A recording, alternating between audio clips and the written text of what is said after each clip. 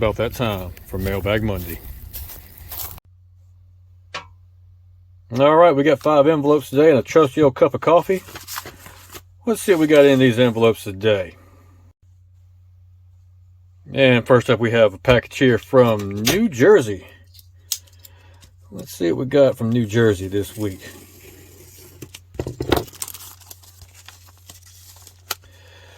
Well, might just trade that blade in here a little bit. A little weak.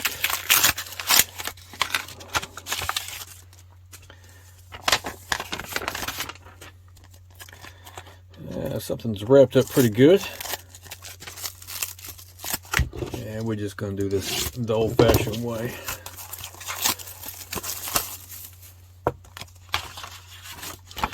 All right. Got 3 postcards here.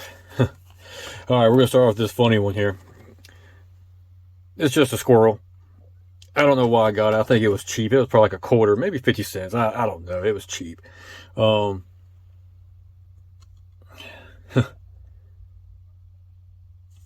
I don't know. It's just cool. I thought it was funny. You know, just something to break up the knot the other day, I guess. Made me laugh. Looks like it has a 1959 maybe postmark. I don't know. Nuts to you. Yeah. Got a chuckle out of that one. All right. And first real postcard, I guess you'd say, here. This is the Edgewater Gulf Hotel in Biloxi, Mississippi. Now, this is not here anymore. This was demolished in the late 70s, maybe early 80s, sometime in that era. Made way for the Biloxi Edgewater Mall that's right there on the beach. I don't know why this hotel failed. I don't know. It's such a large hotel and it looks pretty nice to be, you know, what it was. But yeah, they demolished it and made room for a big mall. It's still doing well. This right here is the original, well, not the original, but probably the second bridge that crossed the Pascagoula River in my hometown. It was a drawbridge. It was demolished in the early 2000s. I'm probably going to say 2005 era. Oh, I can't remember, but yeah, I remember this bridge. It would get stuck open and people would have to go around. And when I mean around, we're talking 30, 40 miles around to get past this bridge. Yeah, it was a pain in the butt. And eventually the state decided to get rid of it. And now there's a big high-rise bridge. It's 100 feet over the water. So it doesn't have to lift up anymore for the, you know, like shrimp boats and stuff. Excuse me. When the boats of this size would come in, their masts of the shrimp boats were too tall. So off the side here, out of picture, was a little office, and the guy, you know, flipped the switches, you know, moved the levers, and the whole drawbridge opened up. Never saw this postcard before. Never have even seen this postcard or anything ever mentioned about it online. Actually got into a little bit of a bidding war with somebody on it. So if you're watching this, hey, I'm sorry, but I wanted it more than you did. All right. Up next, we got one here from Hampton, Virginia. Let's see what Hampton, Virginia's got for me this week. Yeah, that one didn't go well. That one didn't go well either. Gotta love it. Seems like a Monday.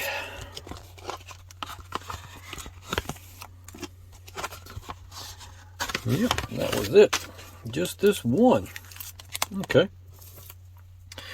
All right, this is the USS Alabama Battleship and the USS Drum. This is the submarine there, and you have the battleship there, obviously. This postcard is postmarked in 1974, as you can see right there. Trying to think, in the mid-late 90s, maybe? I can't think. In this area here, they built a big aircraft hangar type deal where they have a little aviation museum going on. Now, also, they took the USS Drum, this submarine, and it is on land over in this area. The salt water was kind of eating it up and everything. They did a restoration on the hull and everything of it. And made it more stable for people to be able to enjoy it for years and years to come. The salt water was, it wasn't doing it so well. And another thing, the Battleship now has an encasement all the way around it. They made a big concrete wall barrier. There's still water around it, obviously, but the barrier kind of protects the hull from the erosion of the waves and stuff on it. Basically, right now, the ship is not floating anymore. It's sitting in mud. They say it's sitting about 3 to 4 foot of mud, which is probably, I don't know, good, bad. Either way. This out here, they call it Battleship Park. They have car shows and things of that nature. And there's a fishing pier out here now that you can go off of. And there's also something interesting that's in here now. Right here in this area where I'm pointing at, there's a set of trees. And the trees from aerial view look like the state of Alabama. I'll see if I can find a aerial view of it. And I want to say that each tree was brought in from each county of Alabama. I'm not sure. I had to kind of research it. But anyways, somebody pointed it out on Facebook, and I've been past the trees. It was just kind of odd because it's clearly out here in this flat area of the Mobile Bay, but there was just random bunch of trees. I never thought anything about it until somebody pointed it out. And yeah, I'll see if I can find a photograph of it or a Google Earth image and put it in here. Still pretty interesting. My daughter and I, we go out to tour this thing once a year, and I've done a video on the submarine and the ship, and I'll put those links to those videos up here in the top right if you're kind of interested in it. And next we have this larger envelope. Looks like it came from Michigan. Let's see what I bought from Michigan. Kind of an interesting size envelope for a postcard, so it may not be a postcard. We're about to find out. Nope. It is not a postcard. Not a postcard at all. Alright. This is something you'll probably never see again. This is a Visionland. 100 acres, 2 new rides, triple loop coaster, Cabana Falls log flume. If you haven't understood what this means, this is a amusement park in the northern part of Alabama. And I want to say the city, county, something like that. Something happened where they made this amusement park. I've been to it quite a few times. It's not too far from my house, a couple hours away. But yeah. Eventually it ran out of funds, didn't do well. Something, I can't remember what happened. Anyways, they ended up shutting down for a couple years, and a guy, him and his mom actually owned or was president of a fairly large amusement park in the northern United States. Actually ended up buying the park, and opened it back up and did a bunch of refurbishments on it. Now, when the park shut down, some of the fixtures and rides and stuff were sold off or went back to the manufacturer to sell. This roller coaster here, it's gone. This drop tower, which shoots you up the tower and drops you back down, that's gone. There's a couple other rides in there that was gone. Some of these right here were gone. The wooden roller coaster is there. They've actually spent a couple $1 million refurbishing it and made it nicer. This water ride right here is gone. The little log flume ride, it's gone. I want to say the raft ride is there but not being used. The water park now, the new owner, he's expanded the water park quite well. It's doing well from my understanding. Now, I haven't been there since the new owners opened it, but I was there when it was this. Now it's called Alabama Adventures and Splash Kingdom or Splashwater Kingdom, maybe. I'm not sure. I know it's Alabama Adventures. But anyways, I just thought this was a pretty cool piece of history from, the park that me and my fiance went to a couple times up that area. It's a nice little place to enjoy a couple hours and, get away from it all, ride some couple rides, get you some cotton candy and, fill up on cheap amusement park food. But it was a pretty cool place back then. But once it closed down, like I said, they reopened it, eventually did different companies. But, you can see right here kind of a little bit about it. I just thought it was neat to get a hold of it, and pretty cool piece of history that I remember quite well. And up next, we got another longer envelope here. Comes from New Jersey again. I believe it was the same seller as before. They always do pretty well packaging up their items. A little effort goes a long way. We're just going to do this the old-fashioned way again.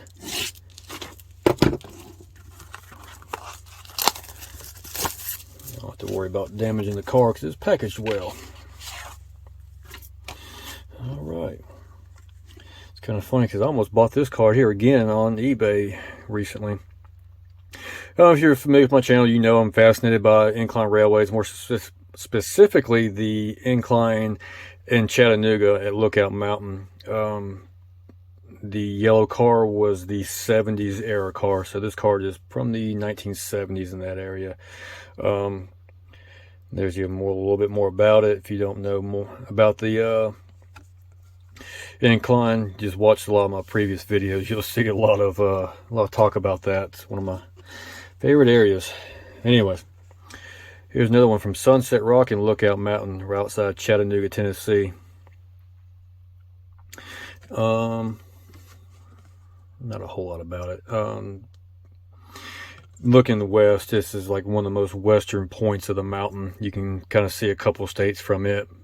Nothing spectacular about it. This, I'm not sure when this is, probably 30s, 40s time frame.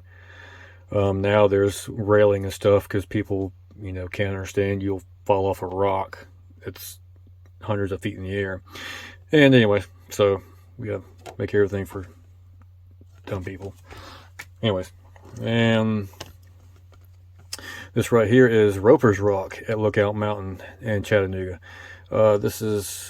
This feels like it's a reproduction card or a card that made to look old. I'm not sure. It could be. Yeah, I'm pretty sure it is because it has a different feel to it than this one does, and the colors are kind of the same. This one has a texture to it, where this one is more smooth, as you can tell. You can kind of tell the texture in it. But anyways, looking at space-wise, you have Roper's Rock here, and further away is Sunset Rock. Kind of, let's just say kind of like that. That's how it's laid out on the mountain. So, I have another car very similar to this, but it has a little bit different railing, and I think it's original, more like this one is. This is probably a reproduction car that was done to make it look old in a new time frame. So anyways, no big deal. I didn't pay a whole lot for it, but it's one of my favorite areas in the United States to visit. So an old piece of history. And last but not least, we have a long envelope from Indianapolis, Indiana. Let's see what Indianapolis has for us to see.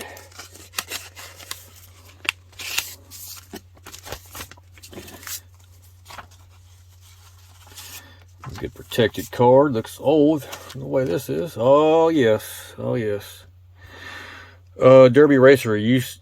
I say Euclid. Some people say Euclid. I don't know. It's an old amusement park that was in Cleveland, Ohio, if I'm not mistaken. Let's take a look at the back. Yep.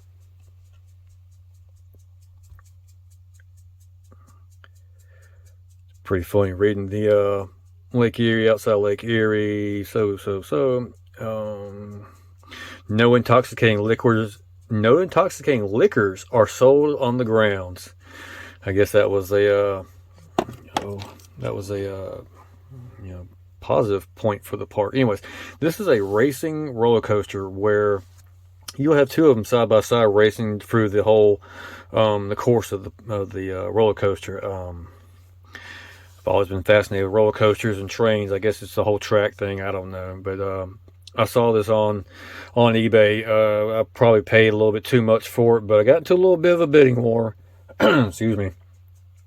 And it got to a point where, it got stupid, and I just said, you know what, I'm going to do what I got to do, and probably overbid, but I did okay. I actually found this postcard a little bit later on eBay. Man, excuse me, my throat's getting sore. I found it on eBay a little bit later on, and it was about 3 times more than what I paid for this. So I really didn't overpay for it. If I keep dropping it, it's not going to be worth anything. Anyways, but yeah, this is just one of those postcards I had to get because, you know, it's an old piece of history. This park, it closed long time ago, more than, you know, way before I was born. And I can't even tell you what's there now, and I don't even recall. But at the time, it was a pretty popular park. As you can tell, they had actually 2 roller coasters. I think this is 2 of them. So, but anyways, I just had to get a hold of this, you know, little piece of roller coaster history. All right, so that concludes this week's Mailbag Monday video. Kind of got a little bit interesting with the park map of the whole amusement park that we went to back in the day. Kind of cool. Some things that you know, not what I thought they were. Maybe a little reproduction. No big deal. I'm really digging this card. I'm glad I got it. It's pretty cool. I can't even tell you when this was, or the time frame was made. You know, piece of history, local history that's still going on. You know, just some cool things that I picked up over the last couple of weeks, and some local pieces of history. So anyway, I think it's a pretty good mailbag. And if you got any questions, comments, concerns, or, you know, feel free to put them in the comments, man. I appreciate it. And I appreciate y'all watching. We'll see you next time.